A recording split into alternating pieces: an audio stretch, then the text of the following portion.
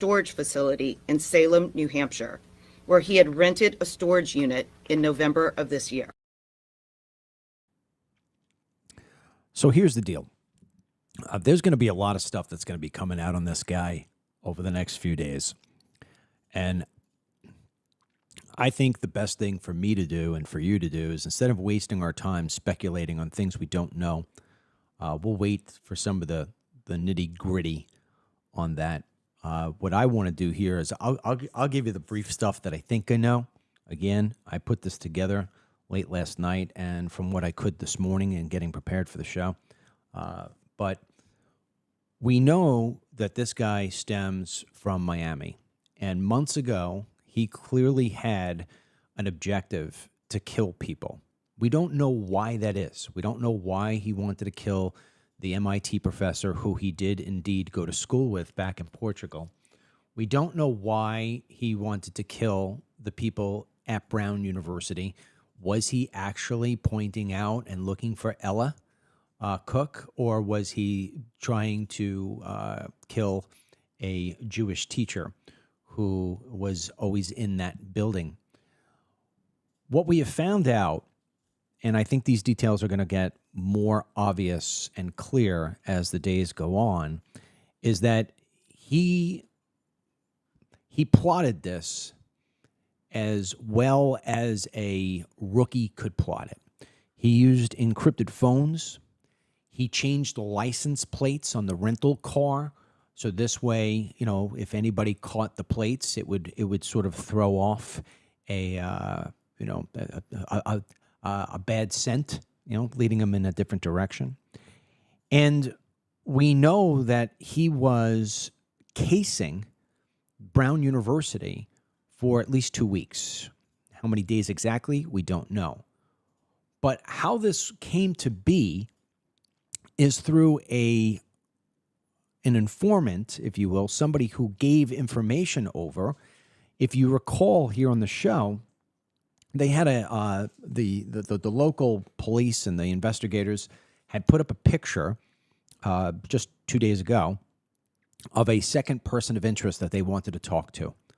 Well, when that picture was posted, that person actually then reached out to the police, knowing at that point they had no choice, that eventually they were going to be found and questioned.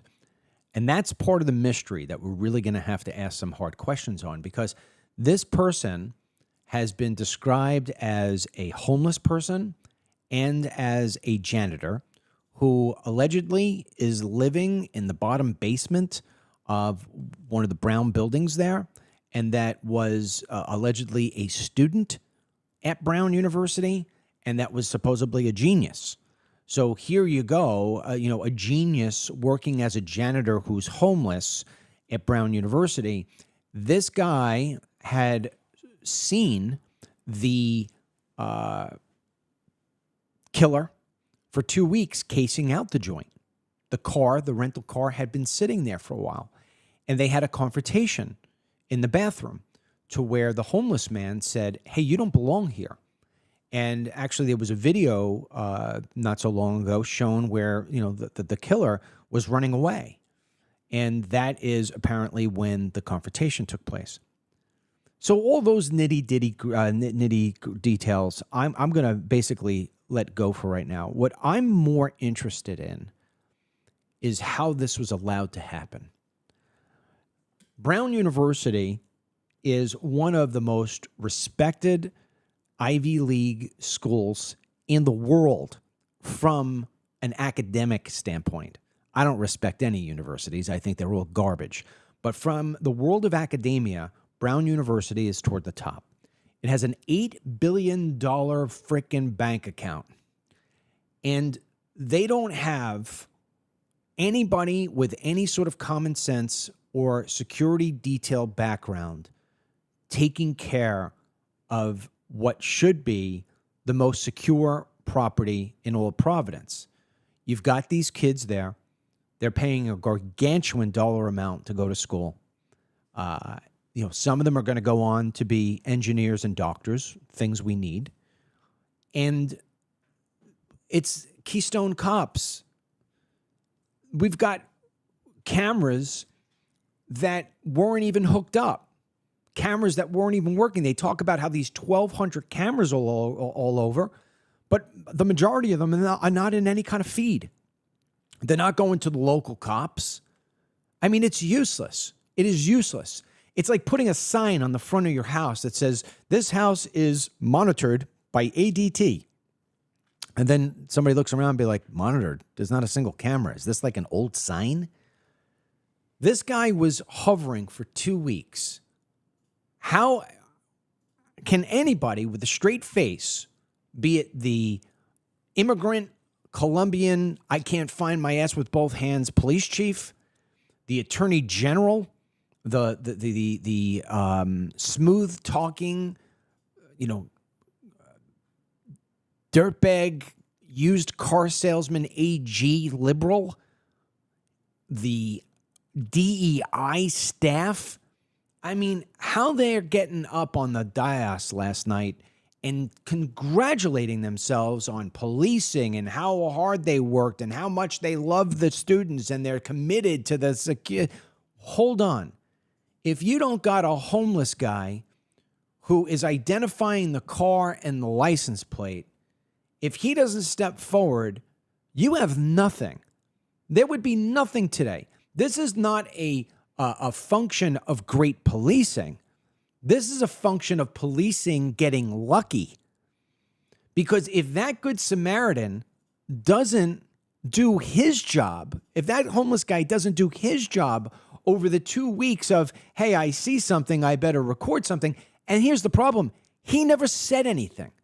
And it's days into this shooting, and he doesn't raise his hand and say, hey, by the way, let me go to the cops. I've got information that I think would be germane to this whole thing. No, it wasn't until his picture was posted up that he came out, which means to me, and I could be wrong, speculation 101 here, that he's not supposed to be living in that basement.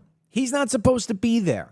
And because the liberal idiots do stupid liberal things, he's like, I'm going to keep myself a low profile, until he knew he couldn't anymore. I mean, if those cameras, we are in the era, we are in the age of AI, okay? You want to write a novel that's 100,000 words about how it is that, grass turns greener in the summer than it does the winter. Just plug that into AI and you're going to get a book 100,000 words deep within 4 minutes. So we have, and look, there's software programs. There are literal software programs that you can put into a surveillance system that says identify anything that looks suspicious. So in other words, if there is a car parked outside and it's been there for 4 days straight and we're not seeing anything of movement in that car and it hasn't been there usually and we don't know that it connects to anything, those software programs pick up abnormalities and it would send a trigger. And the trigger would be an alert. Hey, abnormality in ABC building. Okay, we've got a guy. Hey, alert in, XYZ building. We've got a person who just keeps on coming back at late times, walking around. No joke. That's how sophisticated things are. And you would think that a university with $8 billion to its name would do everything it possibly could. And it didn't. It didn't at all.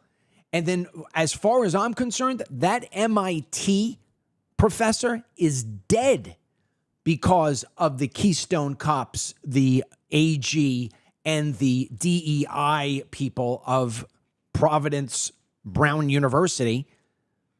I mean, they never, ever interviewed the students that were sitting there in that hall. They never locked it down. They never got everybody's names. They never got statements. They just went loosey-goosey. They got a couple of accounts. They got a couple of names. That's it. How do they not know that there's a homeless guy or a janitor living downstairs in the basement? That's the first guy I'm asking. Hey, you're here all day long. You're here all the time. What are you doing here? Have you seen anybody? That's policing. These idiots just got lucky. Do not let these folks make you feel like, oh man, I shouldn't have given them such a hard time. They were working behind the scenes. I just didn't see it. No, they still won't tell you what it is this guy shouted. He yelled. What did he yell? What's the motive? What's happening here? Now, these things are going to reveal themselves, you hope, unless it is that Brown is going to completely try to cover this up with the assistance of these Keystone cops. So this way it limits their exposure. Because let me tell you something, Ella Cooks, her family, as far as I'm concerned, should become the new owners of Brown University. But more importantly, in my world, is the part that has me absolutely freaking livid. If you've been with me for a while, and I think most of you have, you know that I champion for certain things. And one of those things is to end all immigration. Now, there are certain things that I've talked about over the course of time more than other things. And one of those things that I've talked about, probably only second to mandatory E-Verify, is the visa lottery. It's actually called the Diversity Visa Lottery, or a DV1. I'm going to read this to you from Fox News. The man accused of committing a mass shooting at Brown University entered the country under the Diversity Immigrant Visa Program lottery in 2017 and was given a green card, Department of Homeland Security Kristi Noem said on a post via X. Noem also said that she is instructing U.S. Citizenship and Immigration Services to pause the visa program following President Donald Trump's direction. The Brown University shooter, Claudio Manuel Neves Valente, entered the United States through a diversity lottery immigrant visa program in 2017, that's Trump, and was granted a green card. This heinous individual should never have been allowed in our country. In 2017, President Trump fought to end that program. He did not. Let me tell you something. I'm going to hold this president accountable when he needs to be held accountable. If you're looking for somebody who's going to blow smoke up his butt every single day, go to Benny Johnson. Go to somebody else who's coming here who just is in absolute love with the... Go to Steve Bannon. Go to somebody who's just going to tell you how rosy the rose gardens are. I'm going to tell you about the bugs that are going to look to eat the petals.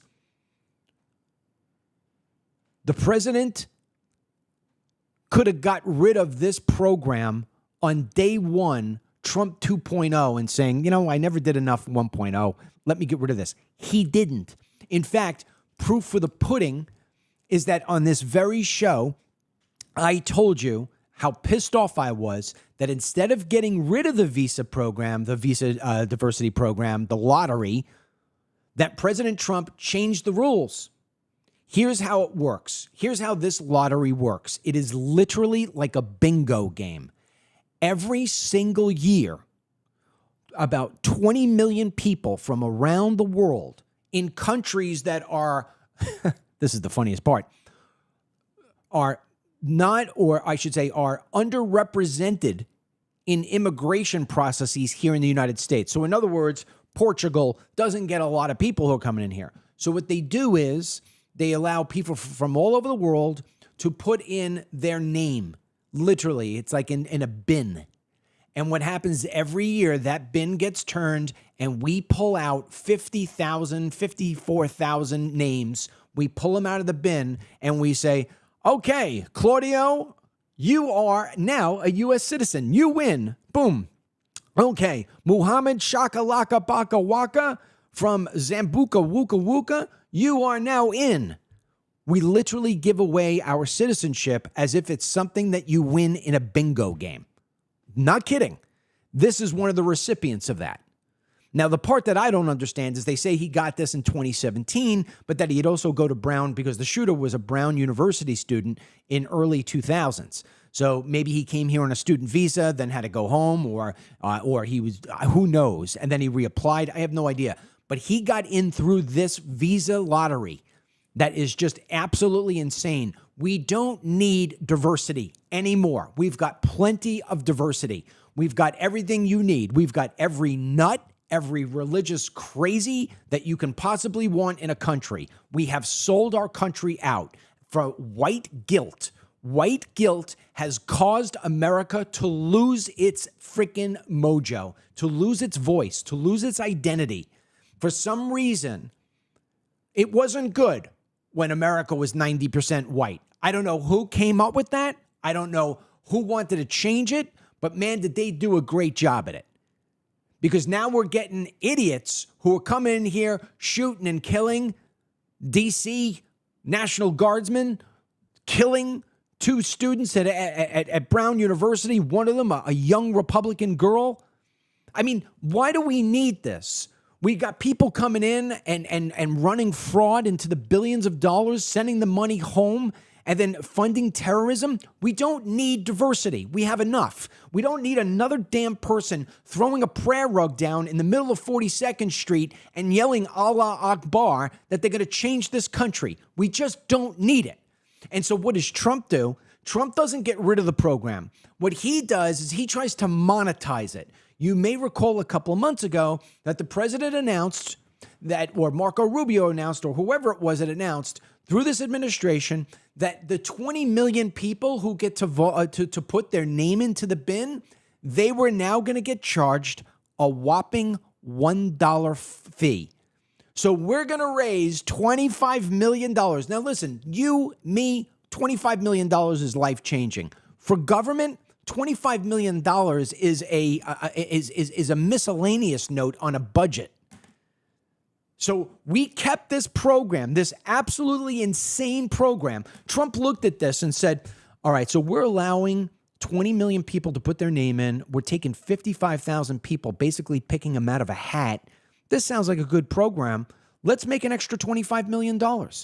First of all, to administer that program is more than $25 million. So we're not even covering our costs. And then there's, of course, the cost of having 55,000 people who shouldn't be in this country having to come here and sucking off our teat, which is much more than $25 million. But that's what Trump did. Now, after people are dead, now he's going to say, we're pausing the program. He's chasing the ambulance. He's chasing the problem. And of course, this is going to be somebody else's problem. You know, somehow, some way, we'll figure out how to blame this on Biden. We don't need these programs. This president has to stop frickin' wasting our time. Time is running out. This president should just be, damn it, doing what it is that I have said how long. He does everything. He eventually catches up to me, but it takes frickin' forever. Do you remember? Build the wall, build the wall. Building the wall was the end all. And I was the one who was saying, building the wall is going to do nothing. It's going to do absolutely zero. It's a Band-Aid on cancer. No, we need to build the wall. That's the way you stop this. You don't know what you're talking about. We didn't build a freaking wall. We didn't build a wall.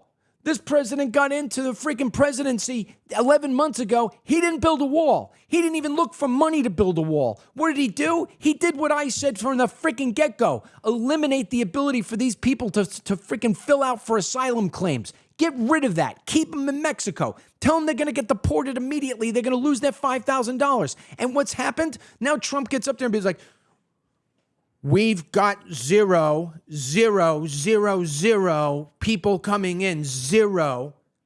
Yeah, but you didn't do it with a wall. I was right all along.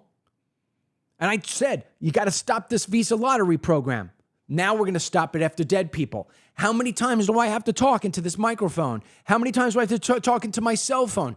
You must put in mandatory e-verify. This will solve the problem. No, more people need to die. More people need to die. Trump needs to be almost falling off the cliff in terms of the midterms. And then finally, somebody's going to say to him, maybe it's Stephen Miller, Mr. President, maybe we should revisit the mandatory e-verify thing. We could probably get rid of a lot of people. Ah, damn it. You know what? All right, fine, do it. We're always chasing the frickin' problem. So yeah, you want to know about the nuances of this guy and how he changed his license plates and how he uses encrypted emails and he changed his name. Who gives a rat's ass? That's meaningless. Ella Cook is dead because we allowed the Visa lottery program to continue. That's the way it needs to be looked at. That's the way it needs to be addressed. There's no other way around it. And I am tired. I am sick of tired and being told that you and I are racists because we don't want more people. If that is what the definition of a racist has become, screw it. Give us the capital R. There's nothing wrong with America being racist if that's the new definition. If the new definition is, I don't want to overstuff my house with people I don't know, give me the R. Proudly. Get these people out of our country. Stop people coming in from our country. We can't find our ass with both hands. There's no other way of saying it. Meanwhile, freaking Biden, we're still paying for his aftermath. We got another video here of another scam going on. Another freaking gang scam going on. I thought we were getting rid of the bad guys. What happened, Mr. Trump? I thought we were getting rid of the bad guys. Listen to this report. That breaking news, a federal grand jury in the District of Nebraska hands down 2 indictments on dozens of people. It's for an alleged ATM jackpotting scheme.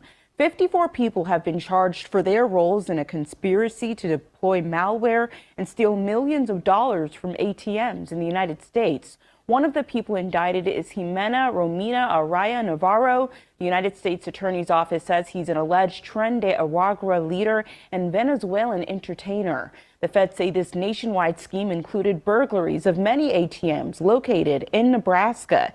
If convicted, the defendants involved face prison time between 20 to 335 years.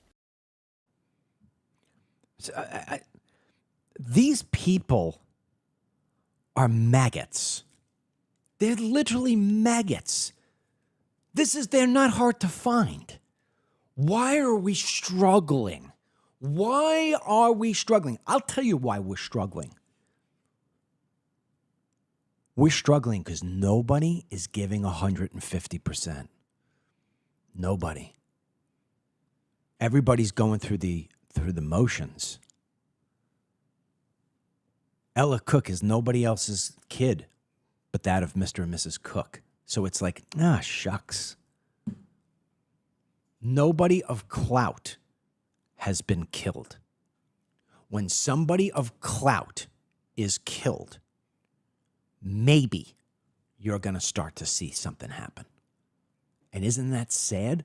We need to have somebody of clout to die in order for people to wake the hell up. All this stuff sounds great. Ryan, change cameras. All this stuff sounds great on a stump. We are cracking down. We are doing more than anybody. Oh, my ass. Stop putting in Vanity Fair time. 11 days. You spent 11 days with Vanity Fair. How is that improving my country? Can somebody give me that? I'm not college educated. I didn't go to Brown University, but let me tell you something. I run circles around all of them. All of them. This is just a side note. And yes, I'm going to compliment myself only for the fact that I want to use myself as an example of what's not happening. This is why Dan Bongino left the FBI ultimately, because he looks at it and he says, the level of incompetence from my own side only matches that of the incompetence of the other side. I had a guy, remember not so long ago, he said, how in heaven's name is your CBD business so freaking profitable and so you're selling so much stuff? Do you advertise? Nope. You ship out so many stuff. How many people do you have? Honestly, I'm not even a worker. I'm just the pitch guy. I mean, it comes down to Denny and Ryan working part-time at it, and Ashley prints out orders and deals with customer service. I don't know if you added the 4 of us up, maybe 2 full-time people. You want to know why we do that? And we don't get complaints. We don't get, we are so perfectly perfect because we cut out the garbage. because it's ours and we care about our customers. Because we take pride in it. It's not somebody else's business. It's not somebody else's anything. It's ours. We treat it like it should be. If I were the president of the United States, I would be treating my country like I'm treating my CBD business or I'm treating my media business. We're not doing that. We treat our country like it's some little nice, a jar that we bought and it's on a mantle. Oh, do you see that? Yeah, I bought that. That was pretty good. I got a great deal on that. I was shopping. We treat it like it's some sort of nice, shiny pin. This is our country. These are our fellow countrymen. And we're throwing them to the wolves. And I can't understand why. These problems, getting those dirtbags, running ATM scams, you got to be able to catch that on day one. If I go into our inventory and I walk in and I see, I've had sometimes I just stop. I'm like, whoa. Where all the power? I can tell when something's missing, even if it's just a box, because I'm not tuned in. And then Denny be like, oh, I had to move that because we're doing this. Okay, I knew that there was something there. We're watching this. Nobody's watching our country. Nobody is watching the nitty-gritty details of how it is that our country is failing or what it needs to do to get successful. And it pisses me the hell off. We're squandering a great opportunity. And meanwhile, what do we got? We got freaking Mandami is about to take control of the biggest city in the world, our entire financial center. New York is the heartbeat. Whether you hate it or not, it's the heartbeat of America. And we got Mandami in there. Listen to this.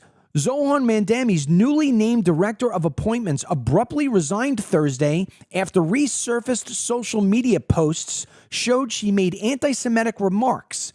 Catherine Almonte de Costa was tapped to serve in the incoming New York City mayoral administration, but she had to step down after the Anti-Defamation League of New York and New Jersey raised concerns about her past online activity. She was hired on Wednesday and had to quit on Thursday. Where was the vetting in this chick? Ma'am, Danny's trying to hire the most worst, hateful people. He got caught on this one.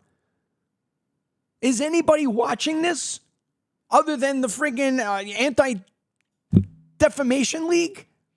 No, Trump had him in and told him, oh, this is going to be a good guy. He's a lot smarter than I think. He wants to make New York City great again. I think conservatives are going to warm up to this guy. I like him. God, oh my God. I don't understand it anymore. We sound as stupid as the Australians.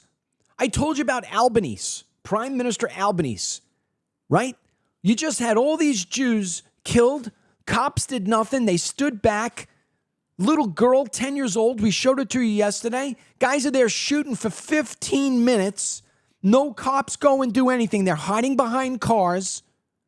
Albanese, who spent his life protesting in favor of pro-Palestinian freaking policies, anti-Jew, now is the prime minister, and now is saying they're going to confiscate all the guns instead of deporting all the Muslims. We expect hundreds of thousands of firearms will be collected and destroyed through this scheme.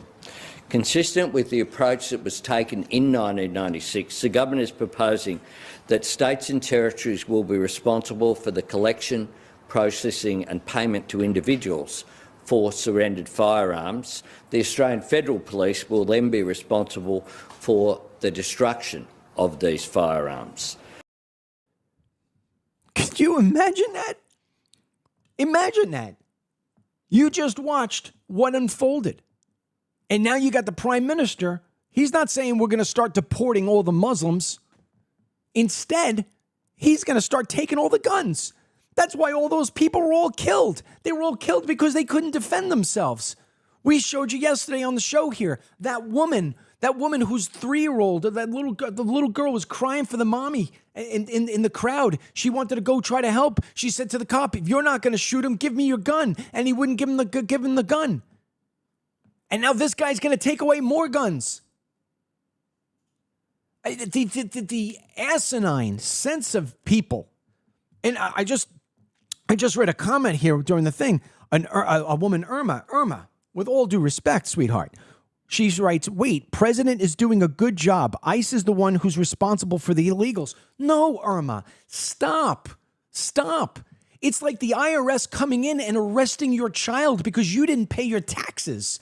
Stop. You've got to put the blame on the person who gets the blame. I just sat here and told you that the president of the United States looked at the Visa lottery program as a new way to grab $25 million instead of ending a program that was going to end the lives of Americans. That's on his watch. It's his responsibility. You just got to stop making him sound like Barack Obama and making it sound like Hillary Clinton, who always pawns off the problem, pawns off the responsibility, never takes the accountability.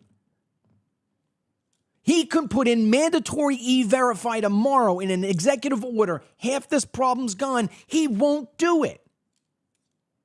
And you're going to see, we're playing next week an interview with Congressman Salazar, a Republican, who is trying to get these illegal aliens work permits. She calls it the Dignity Act. And I press her on the interview. I said to her, why won't Trump put in mandatory E-Verify? Don't be dishonest. Be honest to me. And she said, because, he's a contractor. Yeah. So, Irma, you need to change that around.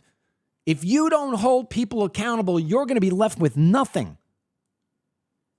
Zero.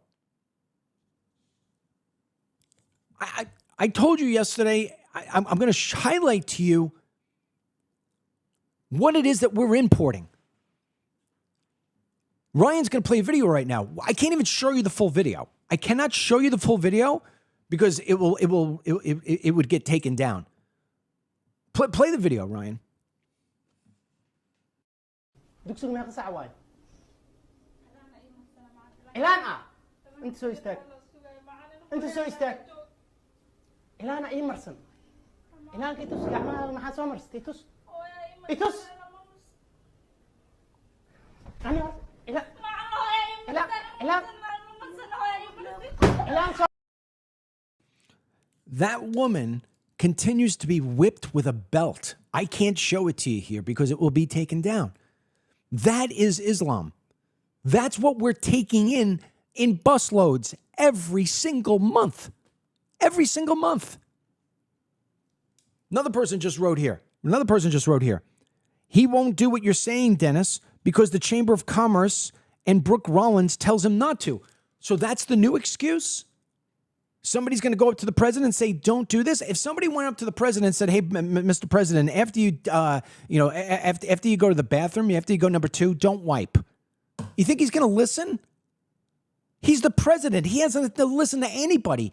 He gets to dictate. He's got advisors, but he gets to dictate. And don't tell me he doesn't know about mandatory E-Verify. Don't tell me he doesn't know about the Visa lottery. He was on the stump talking about all this stuff, promised that he was going to end it. Instead, now he's trying to monetize it. You got to hold people accountable. If your kid goes out and steals something, are you going to blame the neighbor's kid or are you going to freaking punish your kid?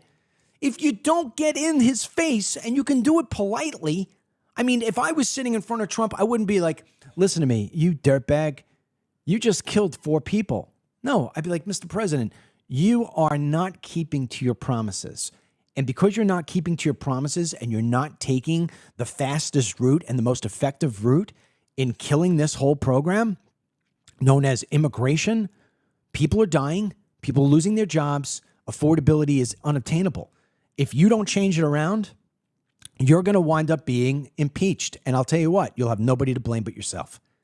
That's how I would say it to him, without any hesitation. Anybody who doesn't say that, kissing this guy's ass, continuing to kiss his ass every single day, gets you nowhere.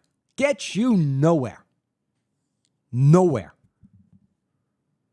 He has to be held accountable. He has to be told what is the truth. Instead of praising him, telling him the best president ever. He is not the best president ever. He is not. He could be. He could be. But he is not doing what needs to be done. And it's been a year. Mandatory E-Verify could have been signed on day 1. Getting rid of the Visa lottery that just killed 3 people could have freaking been done on day 1 in 2016. before this guy was allowed in. Don't tell me I'm too freaking smart. You're not going to get that over on me. I understand how all this works. Now, with that being said, I've been talking to you about a problem within the conservative movement, and it is now coming to a head. It is coming to a head, and I've been right all along, and I knew this was going to happen, and it's happening. How many times have I told you, you know, you got the biggest names in podcasting. I don't understand how they're there or why they're there other than people love a train wreck, but it's all collapsing. And I don't see it getting better. I see it getting worse. And we need new voices. So what I'm talking about here is Amfest, America Fest. It is the TPUSA program. It's an annual event put on. Charlie Kirk started it. Now, obviously, his wife is carrying it on. It is being held in Phoenix, Arizona. It's got 30,000 attendees. It's huge. And some of the biggest names in conservatism are going to be there. And that means that there are people there who strongly disagree with each other. Now, I have told you that I feel that Ben Shapiro and Mark Levin are too consumed with being pro-Israel. Everything is Israel, Israel, Israel. And I've told you that Tucker Carlson and Candace Owens are way too, let's call it far right for their hatred of Israel. And now, for some reason, America First comes down to being measured by how anti or pro-Israel you are. That is insane. America First should be dictated by how pro-America you are, how much you do for your own citizens, how you put in mandatory e-verify, how you get rid of the visa lottery, how you get rid of chain migration. I mean, these are the things that America First should be focusing on, but it's not. And when you've got some of the biggest voices in the country, and in some cases the world, fighting against each other, you leave a void for somebody to fill. Now, I'm hoping that people like me and Dan Bongino, and I mean, I got a lot of catching up to do, all right? Because for years, I've just kind of been floating back and being like, all right, Team DML, you know, we've got our thousands of members, and it's nice, and we'll just sit back and do my CBD, and everything's nice. I love it in Florida. I don't need to be number one. Okay, I got a nice number, whatever it may be. No. Now I'm like, okay, I've got to fight like I was fighting back in 2014, 2015, 2016, because if I don't, my kids are going to have nothing, and my grandkids, when they come, they're going to have less than nothing. So now I'm trying to fight. So I'm hoping that Dan Bongino and Dennis Michael Lynch and other people like me, I don't even know who the other people are because I don't pay attention, we're going to fill that void. But if we don't fill that void, let me tell you who will. The Mamdanis, the leftists. They're going to start taking these kids. They're going to start taking people who feel like they got nothing in terms of money or opportunity. Oh, yeah. And I see it happening. Ben Shapiro last night gave one of the opening addresses. I think it was Erica Kirk gave the opening, and Ben Shapiro was invited as number 2. He gave a 20-minute speech. There was a part of me that wanted to play the entire 20-minute speech, but I knew Ryan would never get it ready in time. So we have excerpts here. I want to say again, a little precursor for anybody who's watching me or listening to me for the first time. I get new people every day. I am not pro or anti-Israel. I am pro-America. I don't care what happens in other places of the world unless it is going to immediately or long-term impact me. Other than that, I don't care what's going on in the Congo. I don't care what's going on in Israel. I don't care what's going on in Ukraine. I don't want to pay for it. I don't want to fight for it unless it is keeping my survival and my economic strength and the security of my people intact. That said, everything that Ben Shapiro said last night is spot on correct. The first clip we have here is how he opens up his speech. It's like a minute long, and he is explaining how dangerous things are right now in the conservative movement, matching the words I've been saying to you now for months. Play it. Well, today, I want to talk about the future of the country. And the future of this country, this amazing country, relies on the future of the conservative movement. It relies on what TPUSA defines as its core mission freedom, free markets, and limited government. And most of all, the future of this country relies on truth.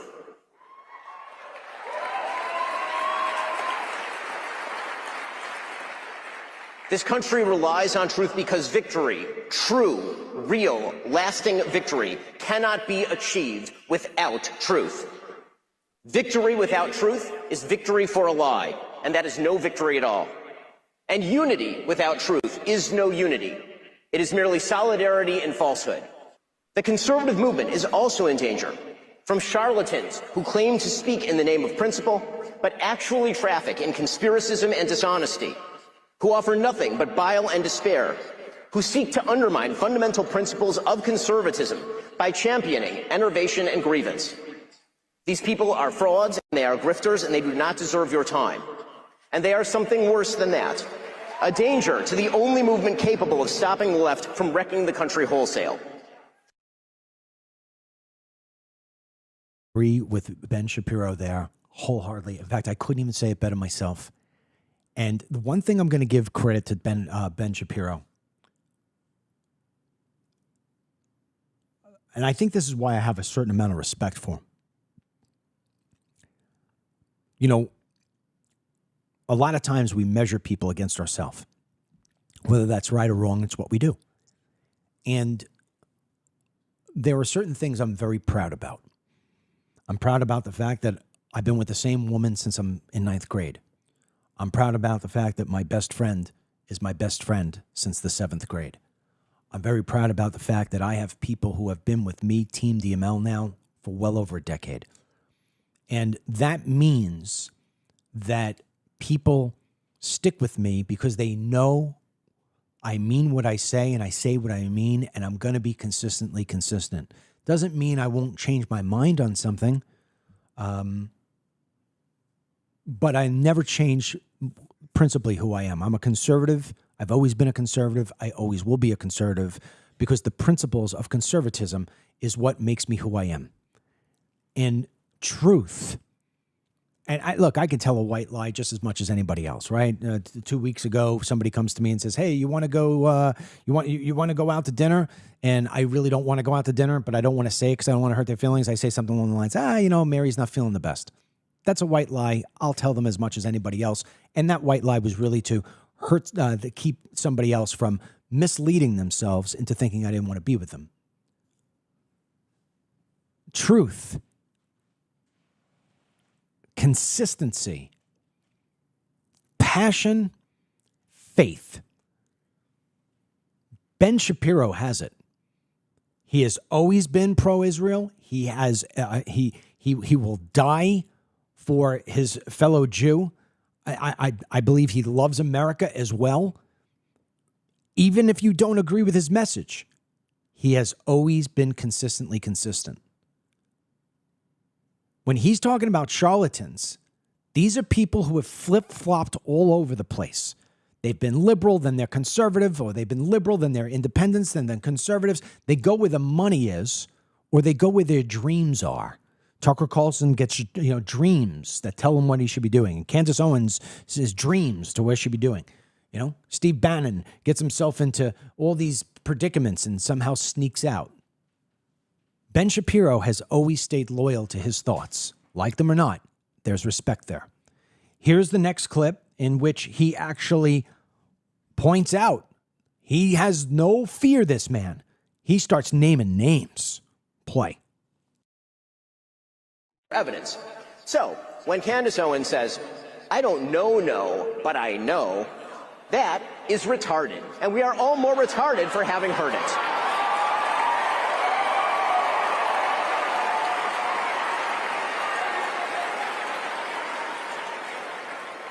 When Steve Bannon, for example, accuses his foreign policy opponents of loyalty to a foreign country, he's not actually making an argument based in evidence. He's simply maligning people that he disagrees with, which is indeed par for the course from a man who was once a PR flack for Jeffrey Epstein. Check the record. Our duty to provide you evidence means we actually have to do much more than just ask questions. Just asking questions is something my 5-year-old does, and it's really cute when it comes from my 5-year-old. But when grown men and women spend their days just asking questions without, seeking answers, they are lying to you. In fact, they're doing something even worse. They are seeding distrust in the world around you, and they are enervating you in the process. So, for example, if many speakers, including Tucker Carlson and others, get on stage here at TPUSA and claim, without proper evidence, that Jeffrey Epstein was running a Mossad rape ring being covered up by the Trump administration, they are not actually uncovering a conspiracy or effectuating a solution. They are claiming a special provenance to information they won't let you see, which builds their power and leaves you with none. They are also implicating in their speculation actual human beings, good human beings, like Kash Patel and Dan Bongino and Pam Bondi, and yes, the President of the United States, even if they're too cowardly to say President Trump's name. And that means you won't trust those good people in the future. You haven't gotten smarter, you've just been manipulated. When forced to demonstrate their evidence, these same people will often refuse to provide it. They'll claim ignorance. They'll pretend they're outside the system. And they don't have access to actual information. They're just asking questions. But many of these same people have direct pipelines to informational sources. So, for example, if Tucker wants answers to his questions about, say, Jeffrey Epstein, he could call the Vice President of the United States. He's quite close with him. But he won't, because that might undermine the empty speculation. There you go. I love the fact that he's calling out people. And I can tell you, he probably sat down with his wife at home and said, I think I need to. I think I need to stand up. And that right there, again, like him or dislike him, that is brave. That is a guy who's got passion, and he ain't calling him out because there's a rainbow of money. He's already got all the money. He ain't doing it because he wants to be the #1 podcast. He's already in the top levels of podcasts. He's doing it because he believes in what he's saying, and he has no fear of anybody. And I will always have respect for that, even if I don't like what it is that he's saying or what have you, parts of it. Here's the next part he says about Tucker Carlson giving Nick Fuentes a platform. Play. That actually get at the truth. If we agree with the guest, that's fine, but we should own it. So, for example, if you host a Hitler apologist, Nazi-loving, anti-American piece of refuse like Nick Fuentes,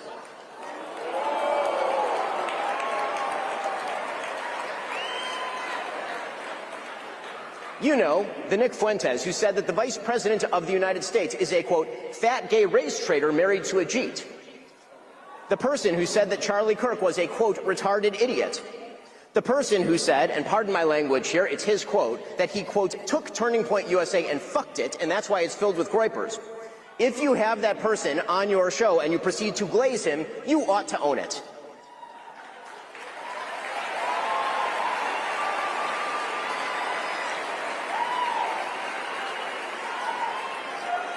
There is a reason that Charlie Kirk despised Nick Fuentes, and indeed even chided Dinesh D'Souza for debating him. He knew that Nick Fuentes is an evil troll, and that building him up is an act of moral imbecility.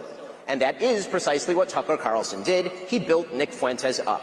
And he ought to take responsibility for that, just as he ought to take responsibility for glazing pornographer and alleged sex trafficker Andrew Tate, or for mainstreaming fake historian and pseudo-Nazi apologist Daryl Cooper as America's best and most honest popular historian. Hosts are indeed responsible for the guests they choose and the questions they ask those guests. So I'm reading here one of the comments from a gentleman named Vince, and Vince says he never calls out a Jew. Vince, I'm not going to lie and tell you that I know everything that Ben Shapiro says. I never listen to his show. I mean, I'll catch clips. I don't have enough time to do my own show. But I guarantee you that he has called out Jewish politicians many times. I'm sure he has called out Chuck Schumer. I'm sure he has called out Wasserman. I'm sure he has called out Raskin.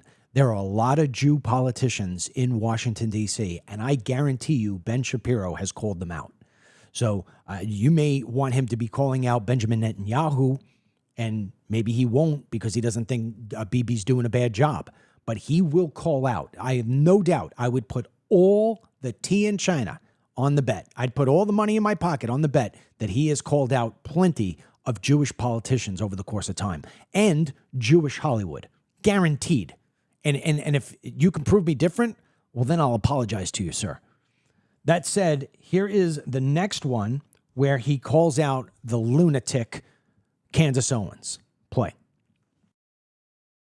So, if Candace Owens decides to spend every day since the murder of Charlie Kirk casting aspersions at TPUSA and the people who work here, who worked with Charlie every single day, his best friends, to cast aspersions at Mikey McCoy and Andrew Colvin and Blake Neff and Tyler Boyer, and yes, at Erica Kirk, and to imply or outright claim complicity in a cover-up over Charlie's murder, to spew absolutely baseless trash implicating everyone from French intelligence to Mossad to members of TPUSA in Charlie's murder or a cover-up in that murder, then we, as people with a microphone, have a moral obligation to call that out by name.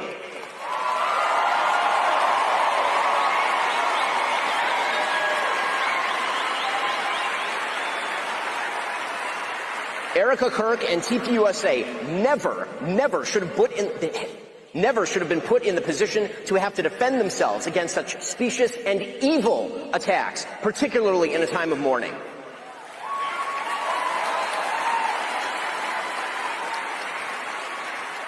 And the people who refuse to condemn Candace's truly vicious attacks, and some of them are speaking here, are guilty of cowardice. Yes, cowardice.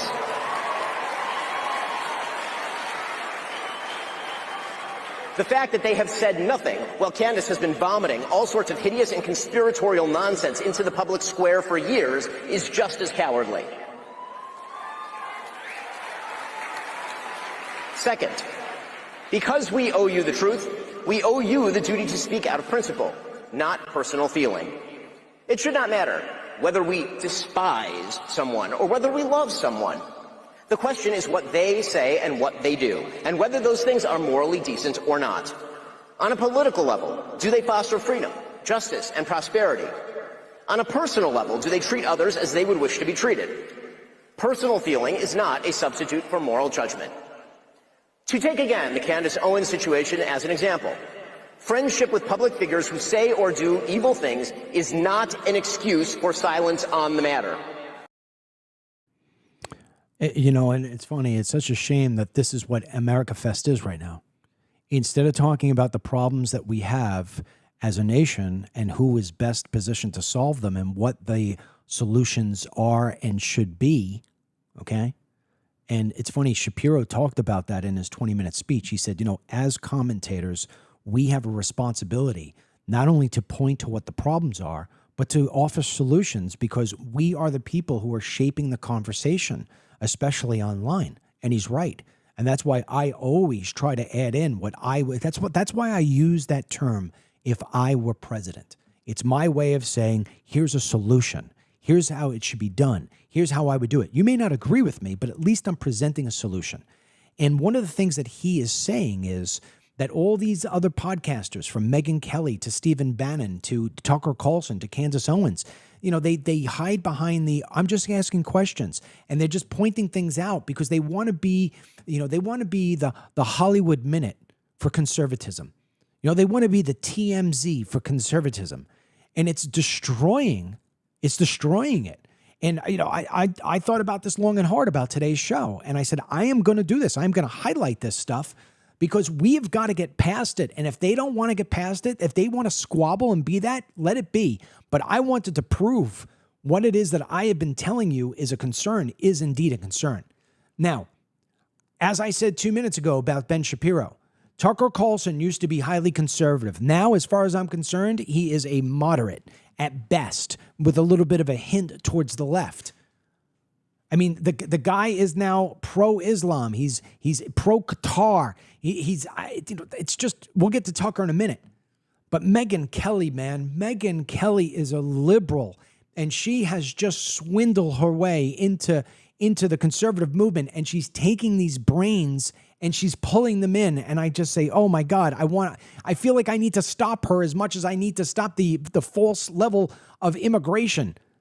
We shouldn't be taking these numbers in. People tell you, oh, we're not taking that many. No, that's a false thing. You're not telling people how many visas we take. You're not telling them how many people we're taking in a visa lottery. Here's what he said about Megyn Kelly. So no, Tucker Carlson, it is not an excuse to go silent on Candace's targeting of TPUSA.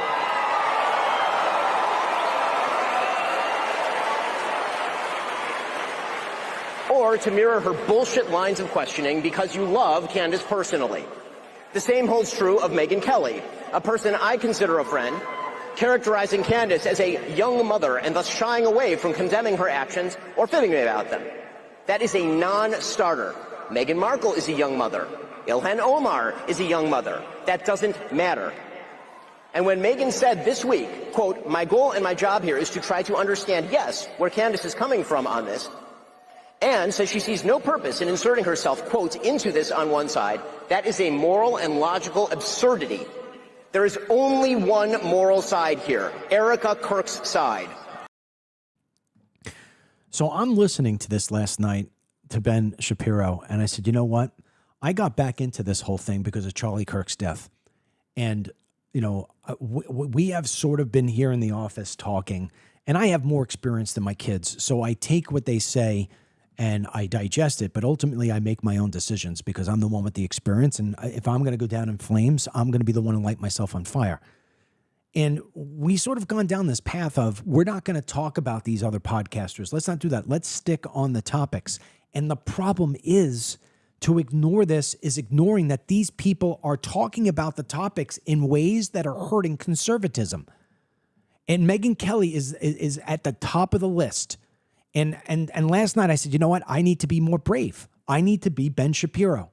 So last night I went to Megyn's page and she called out Ben Shapiro for what he said about her on stage. Instead of taking a reflection and looking at herself and saying, why is Ben Shapiro saying this about me? Ben Shapiro, by the way, to Megyn's own account, Megyn said in the beginning when she launched her podcast, the first person she called was Ben Shapiro and said, how do I do this? Now, if Ben Shapiro was a scumbag and he didn't want any competition, he'd say, Megyn, I'm not giving you my inside baseball. I'm not giving you my secrets. He sat with her and told her everything she needed to do. And she said he was a most reliable resource. But she used him because she just this week told him to go F off publicly because he was saying, Megyn, you need to call out Candace. She just looked into the camera and said to all of you, F you, fuck off. I mean, that's what she does to somebody who helped her. So I said, you know what? Screw this. I'm finally going to put out what it is that I've wanted to put out for years about her. And I held off because she's a woman and I just didn't want to be confrontational. So here's what I wrote to her. I said, Megyn, you are a user of people, and I'm ashamed of myself for not saying it publicly many years ago. For the past 3 years, I've been saying to my wife it will be a matter of time before everyone catches on to Megyn's act. I put my life in danger for you many times with no sign of thanks from you. The one that pisses me off the most is getting amazing footage at the Bundy Ranch. I could have sold it. I could have put it out to television earlier, but I held the footage for you for 3 days until Monday night because that event took place on an early Saturday morning. I held it for your show. I showed you incredible loyalty. I literally had 500 long guns pointed in my face and getting warnings from the Bureau of Land Management not to move forward or they would shoot me. But I hung in there, I moved forward, and I always kept my camera in hand. When I saw you at Fox News that Monday night in the hallway, all you said to me was, you'll be happy that you went to Nevada because now I'm going to make you a star. I remember being so turned off. You're so stuck up. A simple thank you would have been nice. She doesn't have the power to make me a star. Who does she think she is? Then after I put myself in front of cartels for you down in South Texas, getting you incredible border footage, all I asked for in return was for you to give me a minute on air to tell people the URL of my website, hoping that the viewers would buy my DVDs. So this way I could stay in business and continue doing free work for you. But you wouldn't let me do it, saying you didn't want me peddling my films on your show. I remember thinking to myself, what a witch. When I told your executive producer that I could no longer do 2 TV hits for you because it was costing me too much money and that I was going to go broke, you caved. But you gave me only one choice for one short segment on a Friday night in the summer when you weren't hosting the show. I had no choice. It was take it or leave it. I needed to take that TV hit because without it, I would have gone broke. Your fill-in host gave me all of 120 seconds on air to talk about my films. That's it. And in order to even get that, I had to miss my son's high school graduation to be on the show that night. To make matters worse, shortly after that, you blew me off. You think I did those things at the Bundy Ranch and at the border and go on your show for stardom and money? I wasn't getting paid. How insulting. You're clueless about people who do things for love of country. I did so much for your show only for you to diss me. That's what you do. The girls on your crew spoke to me privately, trying to apologize for your hideous behavior. You never belonged on Fox News. You really always belonged on NBC. You used everyone to build your fake conservative podcast because you knew you had nowhere else to turn. They are now seeing the real you. I've always been nice and polite to you. Put my life on the line for you many times during our Fox days, but I wish I did not. I see what you do now. You're bullshitting my fellow conservatives and using people to get to number one. I hope Erica wakes up, and I'm so happy that Ben called you out. You should take time off and find yourself, telling the very people who helped you to build your podcast to go fuck off publicly because they asked you to call out a fraud in Candace.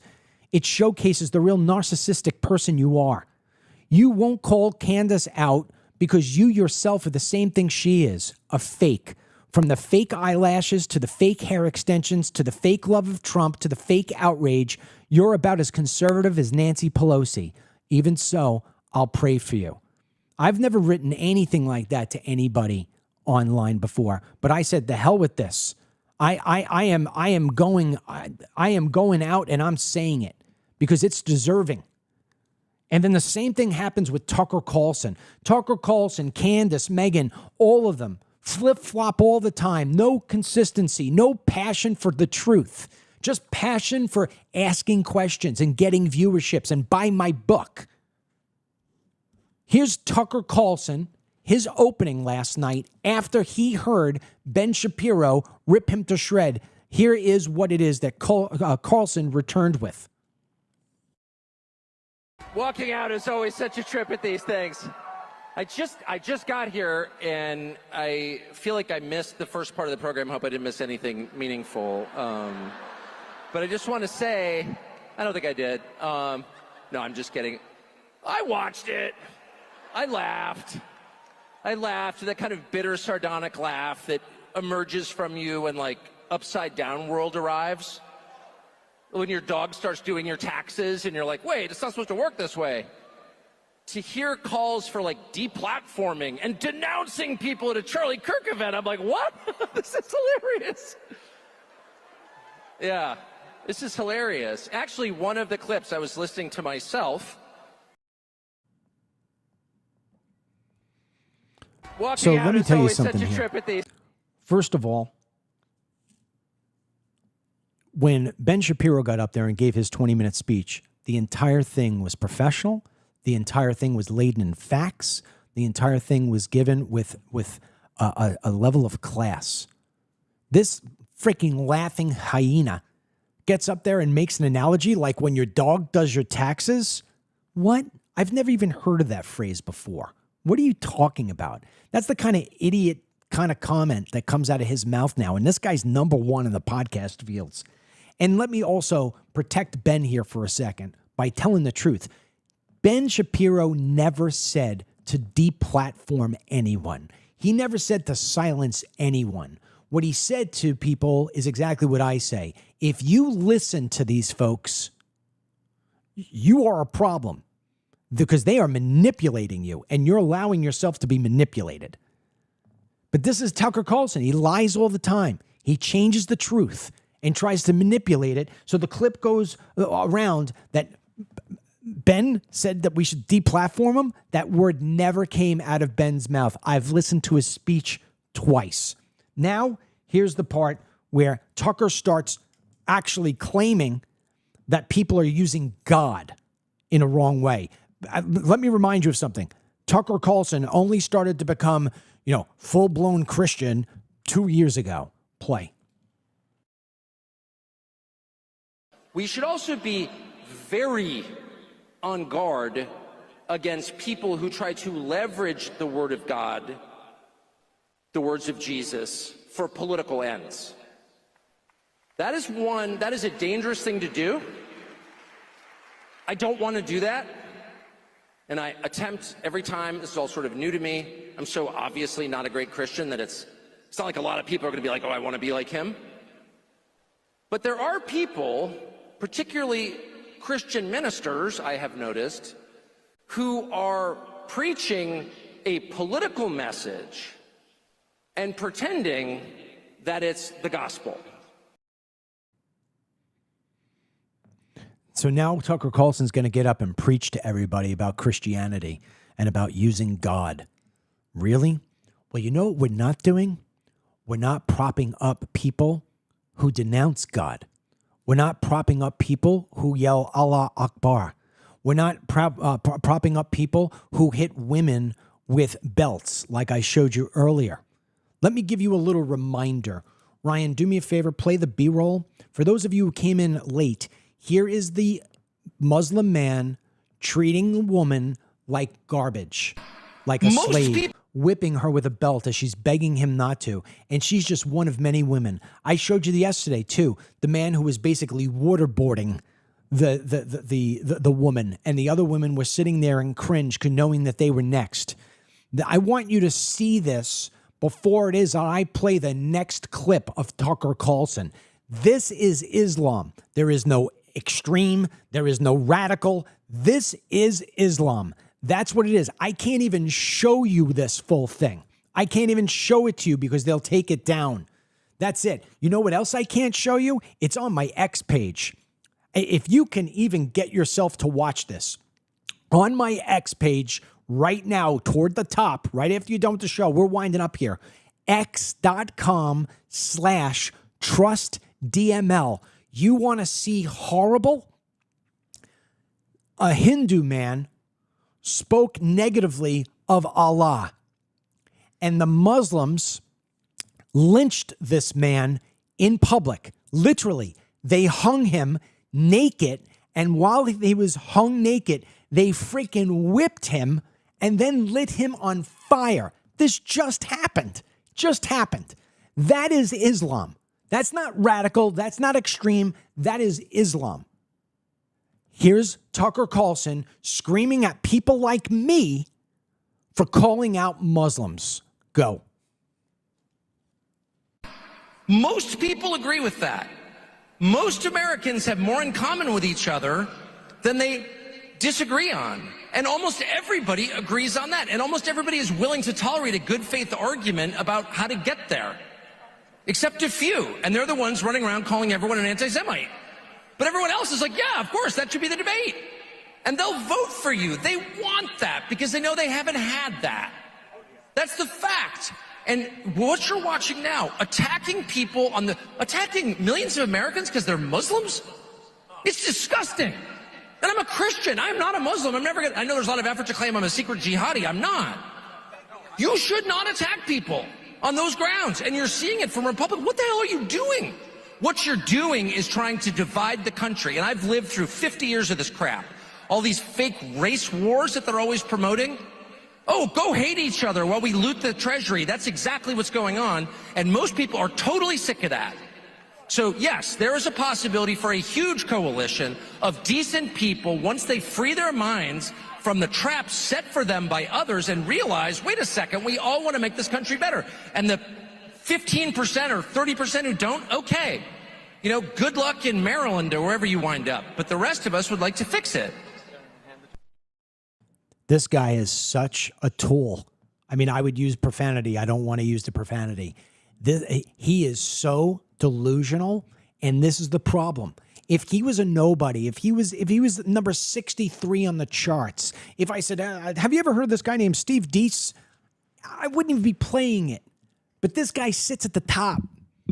And he's going to sit there and call you or call me and call out other people in this country for being concerned about the Muslim invasion in this country. It does not coexist with the Constitution and our morals as a white Christian, black Christian, Latino Christian country. It does not. I don't care if the Muslim is black. I don't care if the Muslim is white. It does not coexist. It is that simple. And for him to sit there and say it's disgusting that he will ignore what I've just showed you. If I showed him that video of that man whipping him, he would try to tell you that that's a one-off. It's not a one-off. I got more videos of that crap than I can even start to count. That's what their Quran tells them. Their Quran tells them that we are the infidel. He wants to ignore that because he's looking to go down a new channel in his freaking dysfunctional life. I have no idea what he's chasing. He's got some kind of problem in his life that has resurfaced and just demented his brain. And I am begging you, please do not listen to him. Do not listen to anybody like him, and tell more people about me. Tell more people about what we're trying to do here, because I'm going to make a vow to you. Unless something happens to one of these people, which I hope does not, I am not touching this again. We are going forward. Next week, you're going to get a whole bunch of great little interviews. I think Mary's going to come in on Friday. We're going to do something with Mary after Christmas. And then the week after that, we are going batshit crazy. There you go, a little profanity. We are going topics. We're going heavy. I'm putting $1 million. I am borrowing against my home. I'm putting $1 million in getting our show and our Team DML out there for the masses. I am creating a membership that any person in America could be part of. It is that simple. So you know what? You had for a very long time a MAGA movement, and that MAGA movement is being destroyed by these pricks. And we're going to make a new Team DML movement, or whatever it is that we want to call it. But I am telling you, my wife would tell you, if I get a bug up my ass and I got a vision and I got something I want, I'm going to get it, and nobody's going to get in my way, including the Tucker Carlsons of the world, the Candace Owens, and Megyn Kelly. If I got to roll over them, I am going to steamroll over them. I am not going to lose my country to these people who are just lining their pockets with tens of millions of dollars. Tucker Carlson out highlighting all these kids that are over in Gaza. Highlight the American kids, damn it. Candace Owens, more money, more money. We're going to play a video right now. It's the last video. I'm going to put it in a crazy left because she's a leftist. She acts like a leftist, telling you now she needs money for you. She wants you to pay for her security, and you can give money and donate money to her. She's making freaking millions of dollars on her podcast, on all of her clips. Her husband is reportedly rich into freaking like mega money, and she's sitting there trying to pull $20 from people who are believing that all of a sudden she's going to show that the boogeyman and Santa Claus and the Tooth Fairy are all real, and they're all in on it. They're all in on it. They're all Jewish, and they're killing everybody. And I'm tired of it. I am not going to let my children, my grandchildren, and people who I think are worthy of having a great America, which is you and your family, I am not going to allow us to just die off without a fight. And then when we've got nothing, Tucker Carlson's going to go buy himself a house in Qatar because he's going to say, well, I got my escape panel, and now the Muslims aren't going to chop off my head. His head, but they're not going to chop off mine because I help them get there. And you know what they're going to do? They're going to look at him and say, unless you start bowing down to Allah, boy, you got 5 minutes till your head comes off. Stupid ass. Here's Candace begging that you give her security, so this way nobody gets her in a living room. Go. Yes, we also received a ton of emails of people asking us, what are you doing about security? Can we help you with security? We did actually create, for people who don't want to maybe buy our awesome gear, we have tons of awesome kit that you can get on the website. But if you'd like to just give a gift to support our security and what we're doing, you now have that option. You can go to CandaceOwens.com/support. And these are obviously very serious conversations that we are having because Charlie just got assassinated in broad daylight. And I feel like everyone is sort of signaling that they want me and Tucker. Like, when you don't want to be name checked with Bibi Netanyahu, and they are just growing increasingly volatile in this rhetoric. of what they want done to people who don't stand with Israel. It's very terrifying, but at the same time, I know that it's necessary for people to recognize how greatly evil these Zionists are. These people, Tucker Carlson, Megyn Kelly, Candace Owens, these people are no better than Democrats.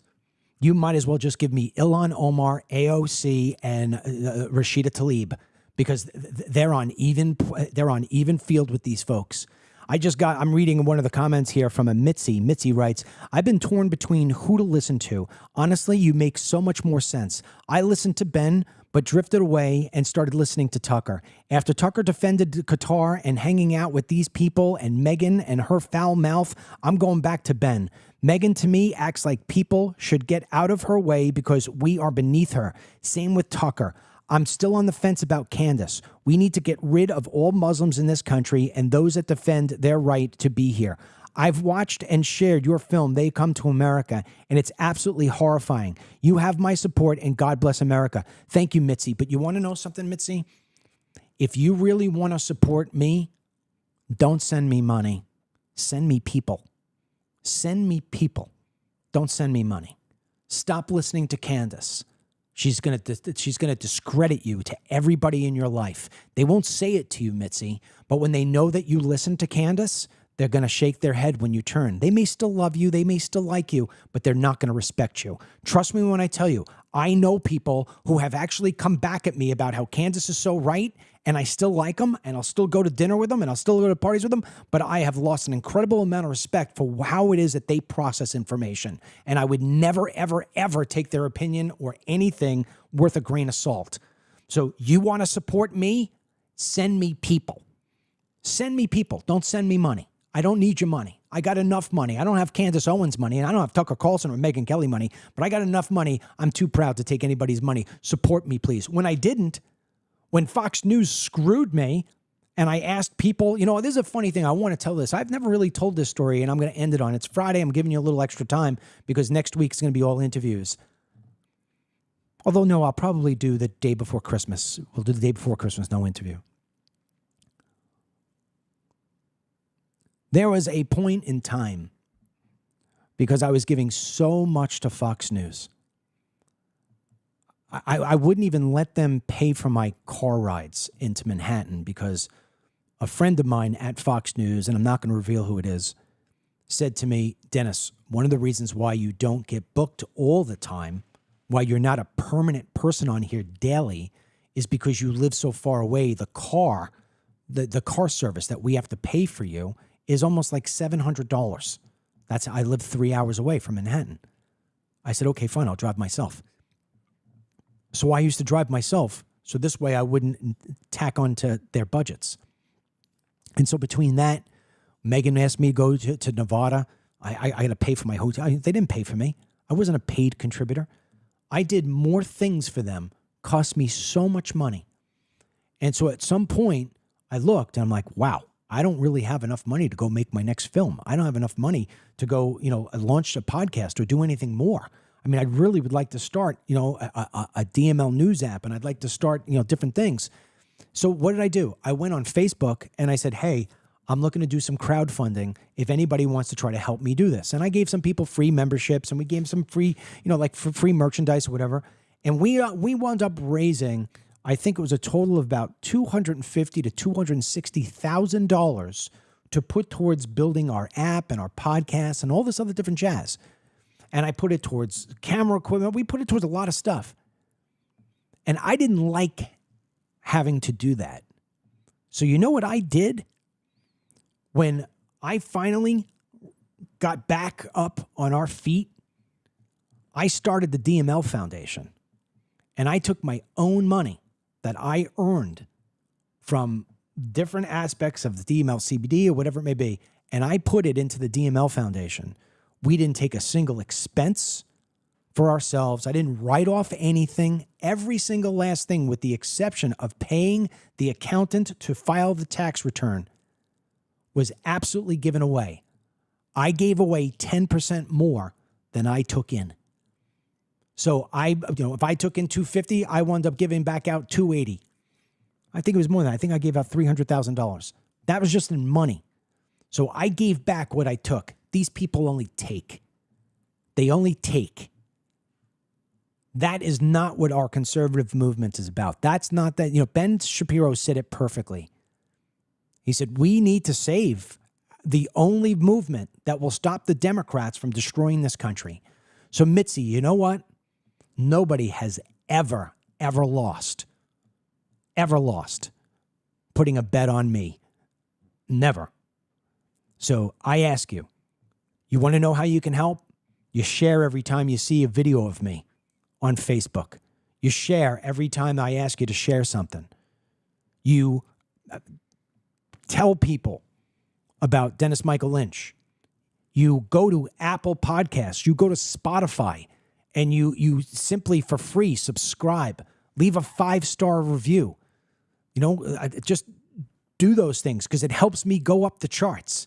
If every person that's on here right now, and then, I only got 400 people live streaming. We used to have 20,000.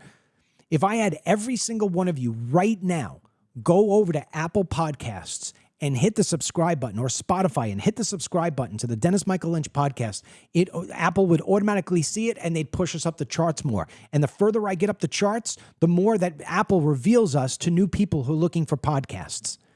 So that's what I'm asking for you to give me something that costs you no time, money, or effort. It's simple. That's all I want. They want your money. I want your support. Moral support. And we'll be able to turn this around. No doubt in my mind.